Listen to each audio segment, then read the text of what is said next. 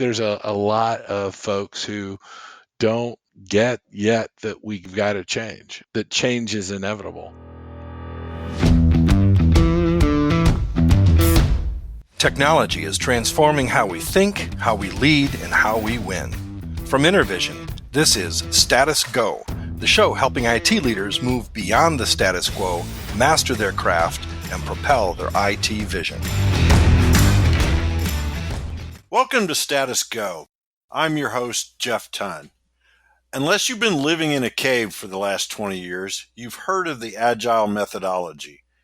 Created in the early 2000s, this methodology was originally designed to help speed up software development and make it more, agile. Today, these concepts are spreading throughout the business with varying degrees of success. Today's guest has spent the last 5 years helping companies discover a new approach to implementing Agile, even applying Agile concepts to professional development. Chris Daly is the managing director of beLithe. They provide holistic training and coaching in Agile development, project management, modern leadership, and much more. Welcome to the show, Chris. Thanks for having me, Jeff. Hey, Chris, take us on this journey. You've got a very diverse background, financial, healthcare, consulting.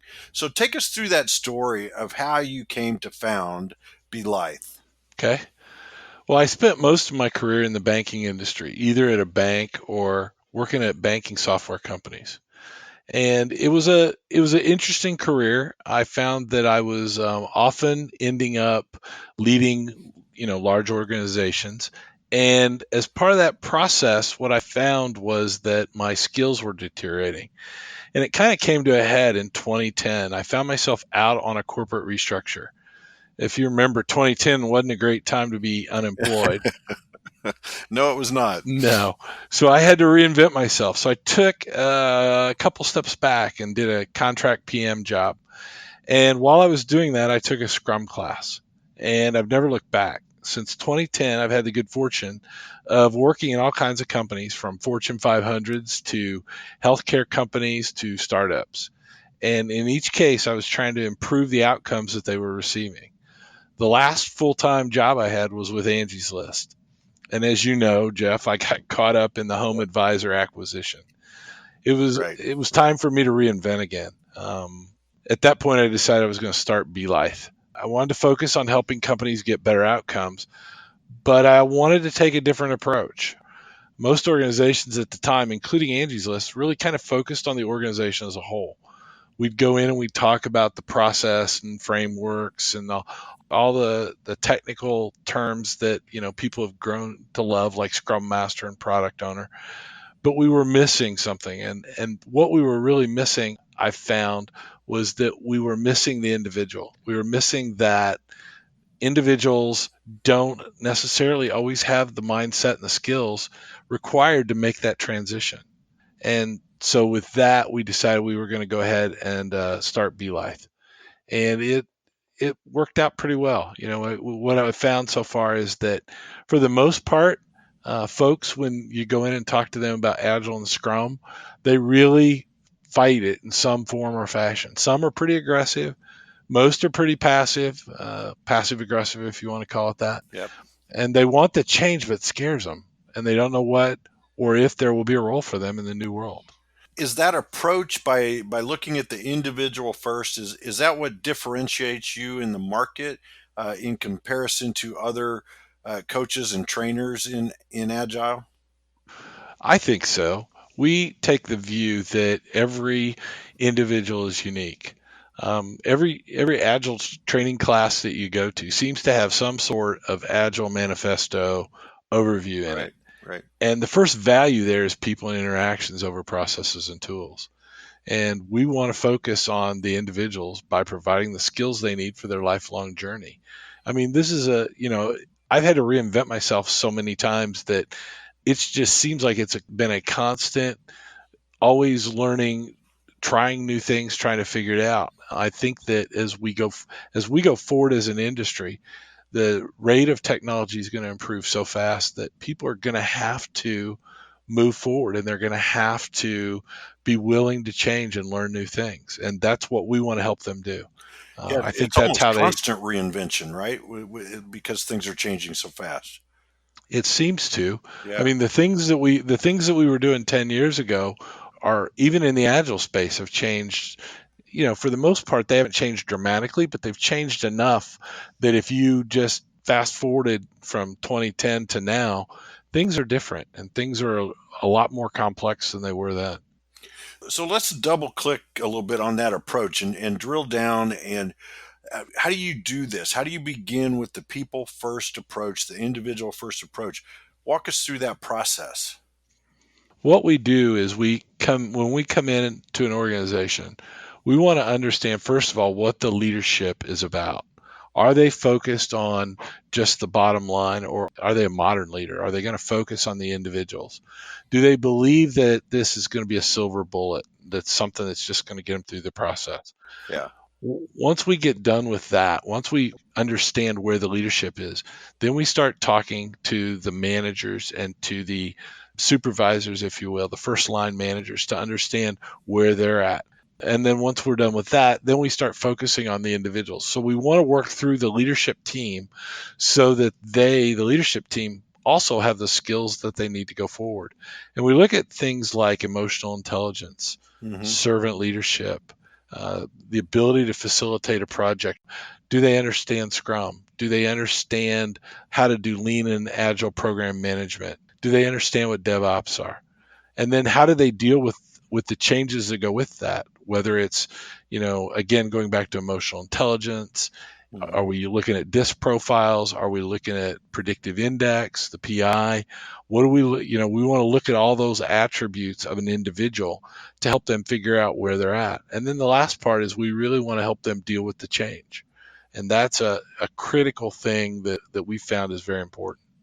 And what kind of tools do you use for that part of it, that dealing with the change? Because that seems that's a recurring theme. I know you and I have been involved in a lot of discussions with several groups around town, and change always seems to be the hang up. So, what things do you guys bring to help facilitate people dealing with the change? First of all, we bring a tool set that is somewhat unique. It sounds, to an HR professional, it doesn't sound unique, but I think it really is unique when we're going into IT organizations. And that is, we bring the tools of the emotional intelligence and that assessment. We bring in the DISC profile and that assessment, the predictive index and that assessment. And then we also bring in our assessment tools that we've developed as part of the course of doing business that help us understand where each part of that organization is. For example, where's the QA department in the whole thing, the QA staff?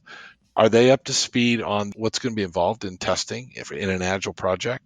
Are Hmm. they comfortable with the fact that we're going to take their 1 or 2 month testing process that they had and shrink it down into a 2 week period? And that's really hard for some folks because they've got to, in some cases they've been doing the work that they're doing right now. They've been doing that work sometimes for 30, 35 years and doing Yeah. it basically the same way. Right. I spent some time in 2019 with one of our state agencies, and some of those folks have been in their same job for 40 years, and they're still using technology that basically we were using when I got out of college, right? I Yeah. mean, the Isn't that IBM main amazing? it is the IBM mainframe lives, right? I mean, Yeah. it just Yeah. won't die. Yep. So, are you working with technical professionals, business folks, combination of the two? How do you approach that when you're working with your clients? Well, the nature of Agile is that you're going to work with technical and with the business. And that typically is in the form of the people that are involved in, from a business standpoint, that it's the people that are involved that understand what's going on, the SMEs, if you will, the subject matter experts. And they're the ones that will integrate in with the project teams, Scrum teams, and we'll go through and we'll work with them to help them understand here's what we're trying to accomplish, here's what's going forward. about 3 weeks ago, I had an Agile testing class where we were actually had stakeholders in the class that were going to do user acceptance testing, which is unheard of. User Yeah. acceptance testing is usually done by the business people come in, they go through some processes that they have. They're not scientific. They're not planned out typically. They just kind of go through it. And these folks were so interested in the Agile process, they actually took our Agile testing class and spent 2 days with me and really got to a good understanding of what is going on inside of an Agile project. Now, have you applied these agile principles outside of tech projects? And I know we haven't talked about this in the past, but I've seen things like the concept of agile marketing. You bring those concepts to your marketing department or your HR department. Have you started to see that as you're working with your client base?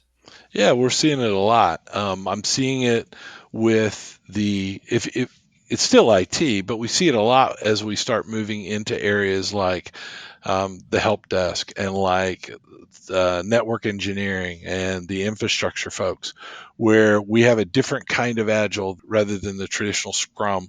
We start out with taking them down the path of a Kanban type approach, right? Where it's more of they're doing the work and they're doing it, and we're worried about the flow and is the work flowing through the business.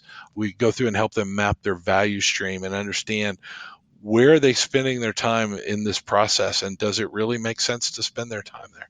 So we're doing a lot of that. We're also starting to see the business side of Agile raise its head. There's actually a couple of certifications that are out there around talent, Agile talent, and Agile Hmm. finance and Agile marketing, where folks can go and actually be trained on those topics. And you'll see it'll continue to go. I think HR saying human resources means something in and of itself that says something about Right. our culture today.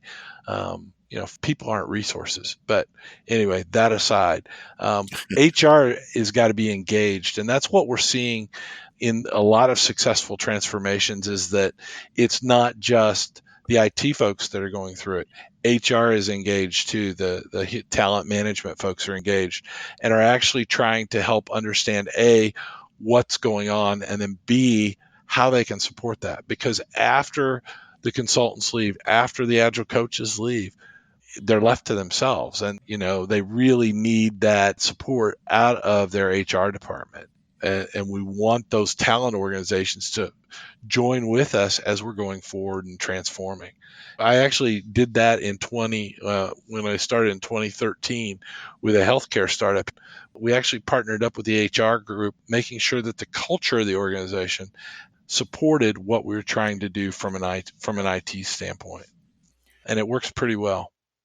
So I imagine that a lot of at least some of your client base comes from companies who have either tried to implement Agile themselves or used a different firm, and for whatever reason they are continuing to struggle. So tell us about what things you have seen that end up having to be redone or reworked, relearned because it didn't zero in the first time. That's a good question.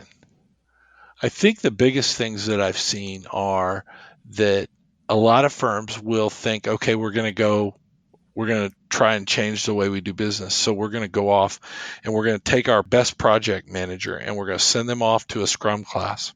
And when they come back, we're going to be ready to go. And if they were a mediocre employee before they went to a Scrum class, when they come back, they're still going to be a mediocre employee, right? They're Yeah. not going to Yeah. be able to make that transition. And so I've seen a lot of that. That happens a lot. There's a lot of folks, especially right now, that are going out and getting their Scrum Master certifications and maybe even trying to get Scrum Master jobs or working in Scrum Master jobs where they just did it to get the credential, right? To get the Yeah. certification. And then they get it and it's like, okay, now I'm going to do Agile. So I'm going to do it exactly the way I did traditional project management, where I'm just going to follow the steps. I'm going to go through and do this because A, maybe I make a little bit more money, but B, I get to keep working. So that's what I'm going to do. And that's a huge problem. A Scrum Master certification is really just a matter of paying for a 2-day test and then going off and sitting for a 30 question simple test. So one of the organizations that has probably the largest organization, without mentioning names, one of the largest organizations in Scrum and Agile is very much that way. There are other organizations out there that have much harder tests and have much harder curriculum for you to try to go through and learn, but it's still just a matter of book learning. It's not too different than what the PMP is. That certification is similar too, right? We've all run into PMPs where they've got the credentials, but you wouldn't want them to you wouldn't want them to project manage your kid's birthday party, and and so our industry is not different than the medical practice, right? There's certainly physicians that you wouldn't want doing open heart surgery on you. Even though they've got their credentials. So I would say that's one thing. The other thing is that I've seen is where organizations think they're going to change, and they think they're going from one state to another. And once they get to that state, they're done. And what I mean by that is I'm going to go through and I'm going to bring in these consultants, and they're going to give us this agile coaching and training. And when they're done, they're done. My team is ready to go. And going back to that problem that I mentioned earlier about the folks don't have the skills to go forward, it comes to light. They don't know how to facilitate. Maybe they don't know how to test. Maybe they're not open to new ideas. Maybe they're at the end of their career and they're just marking time until they retire. A buddy of mine refers to that as they've left, but they still show up every day. That's a good way to describe it. You've got a lot of that. I also think there's a lot of folks who don't get yet that we've got to change. That change is inevitable. I think back. Sorry if I'm digressing here, but I think back, and my first video game was Pong. Right? You plugged it into the TV, you played with it for about 2 hours, you watched a white dot go back and forth. And exactly. And now now I'm playing with an Oculus Quest, right? Playing Vader rules or learning Tai Chi, right? Through this thing. Or I spent one day over the Christmas holidays with the headset on, riding roller coasters and just trying to make myself sick. And just that change is just in my lifetime. Imagine where they're going, and it's accelerating, as you know. So imagine where people are going to be 20 years from now, 30 years from now, and how we. I was thinking about that as you were talking. This shift in traditional, we'll call it waterfall methodology to agile methodology has got to be. I'm an old school coder, so it's got to be very similar to going from procedural languages back in the day to object-oriented programming. I mean, it was just mind-blowing to try to grasp what those concepts were. So I can't recall if you've got the coding background. I know you've got data background, but would you kind of say it's that big of a deal, that big of a shift? Yeah, it is. It's a huge shift. And it's a huge shift from just to let you know, when I got out of college, I was coding. All our programming was done punching cards. There you go. So that ought to date me, right? Yeah. And you, because you know what it is. I was a little older than you, but I know exactly what those are. Yeah. So it's a huge shift. I mean, it's not only a huge shift from the standpoint that I do work differently, but now we've got this, especially if you're doing Scrum, you've got this thing going on where I've got to show up every day and say what I did yesterday and what I'm going to do today and what are my impediments. So I'm actually now exposed and open, right, to, hey, I didn't do anything yesterday. I sat around and goofed off on the internet, or I, whatever it is, or I, air quote, worked from home, air quote, right? I mean, I worked from home, but I didn't get anything done. So now you're exposed to it, and you've got, as a teammate, it's my job to look at you and say, and hold you accountable. And for a lot of people, that's a problem.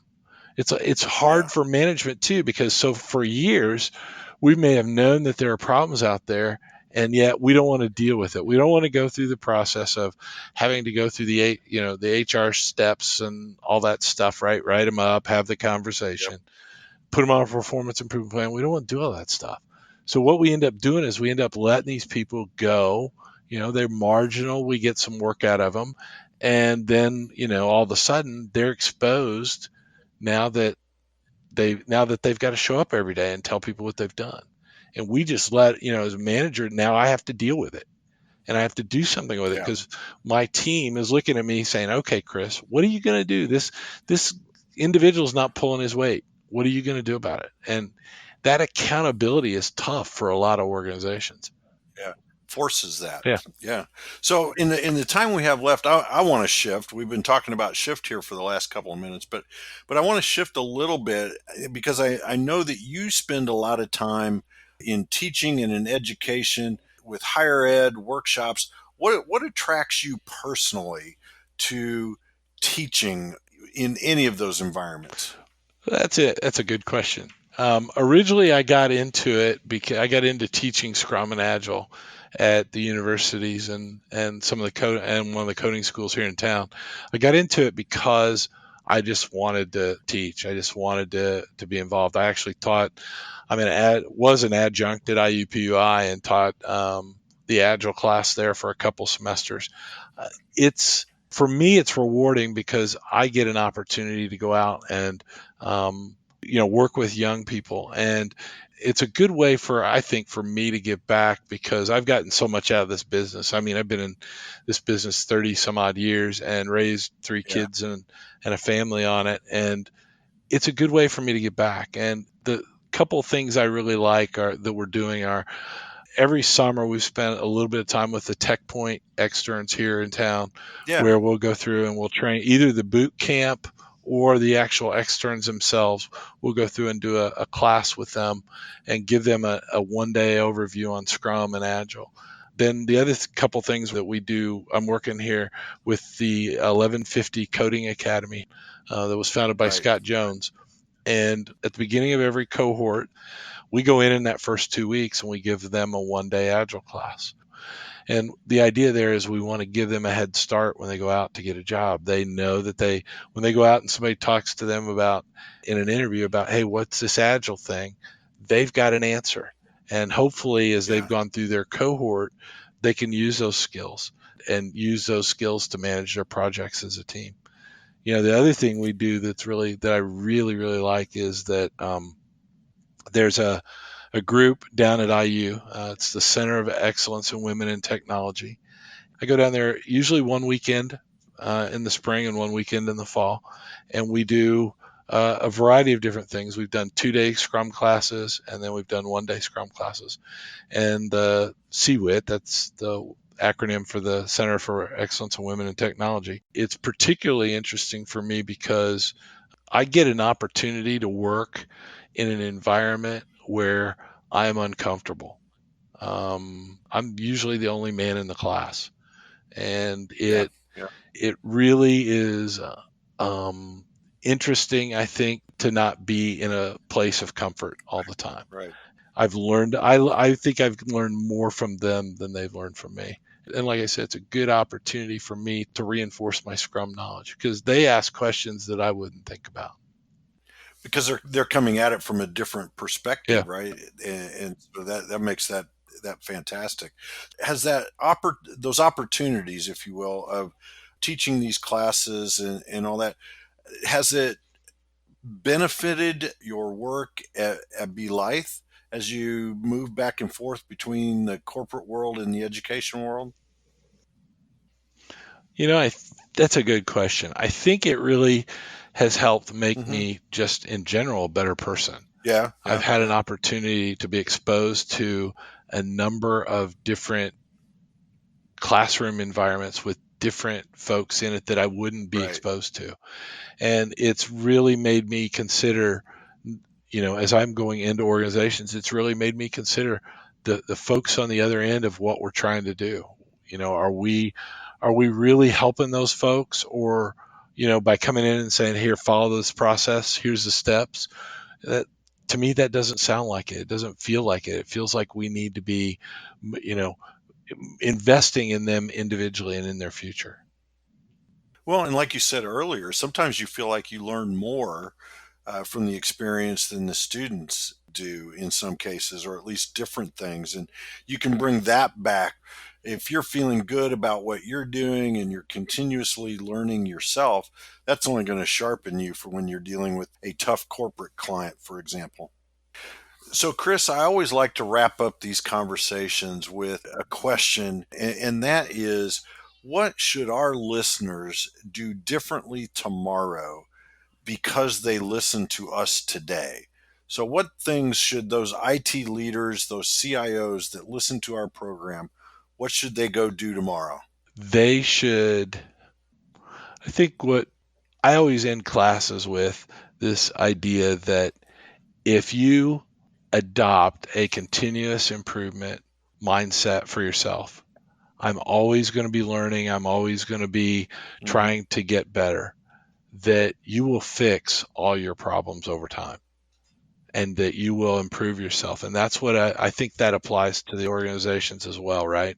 Is if we just continue to fix our problems one little problem at a time, over a year, we're going to fix a ton of them. And, there's a lot of studies out there that say that habits are hard to break, and that takes anywhere from 14 days to 280 days to break a habit, depending on how ingrained it is with us. Yeah. We have a lot of bad habits that we just need to break, and we just need to start fixing them one at a time. Yeah, we do. That is a great call to action, Chris. I want to thank you so much for taking time to be on the show today. This has been great to dig into the Agile methodology and how you see it differently than perhaps some other companies out there, and the educational aspect of what you're doing. It's been a real pleasure to talk with you today about those things, Chris. So thank you very much. Thanks for having me on the show. I appreciate it, and it's been fun. So to our listeners out there, if you have a question or want to learn more, you can visit intervision.com. The show notes will provide links and contact information. This is Jeff Tunn for Chris Daly. Thank you very much for listening. You've been listening to the Status Go podcast. You can subscribe on iTunes or get more information at intervision.com. If you'd like to contribute to the conversation, find Intervision on Facebook, LinkedIn, or Twitter. Thank you for listening. Until next time.